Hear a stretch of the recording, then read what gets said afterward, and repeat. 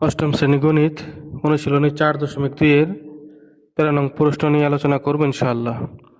প্রশ্নটি হলো x plus 1/x = 4 হলে প্রমাণ করো যে x³ প্লাস 1/x³ সমান 52। x³ plus 1/x³ = 52।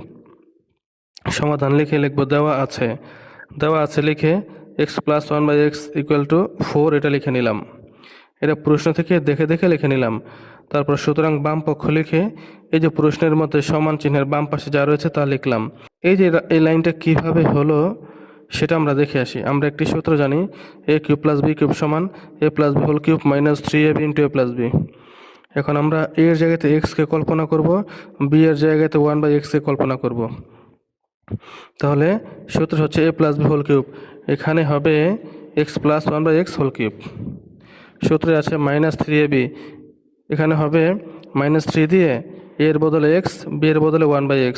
সূত্রে আছে a + b, এখানে হবে a এর জায়গাতে x, b এর জায়গাতে 1/x।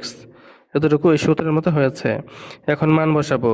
x + 1/x এর মান হচ্ছে 4, তারপর বাইরের পাওয়ারটা দিয়ে দেব। -3 থাকবে, x এর মান হচ্ছে -3 থাকবে। এই x আর এই x কাটা, লব আর হরের x কাটা গেল। তারপর এই x + 1/x এর মান হচ্ছে 4, এই যে 4 দিয়ে দিলাম। এখানে ডট মানে হচ্ছে গুণ অবস্থায় রয়েছে। তারপরে 4³ এর মান হচ্ছে 64, মাইনাস দিয়ে 3 × 4 = 12, 3 × 4 = 12, 64 থেকে 12 গেলে 52 হয়। 52টা প্রশ্নের মধ্যে ডান পাশে দেওয়া আছে। 52টা প্রশ্নের মধ্যে সমানে ডান পাশে দেখা যাচ্ছে।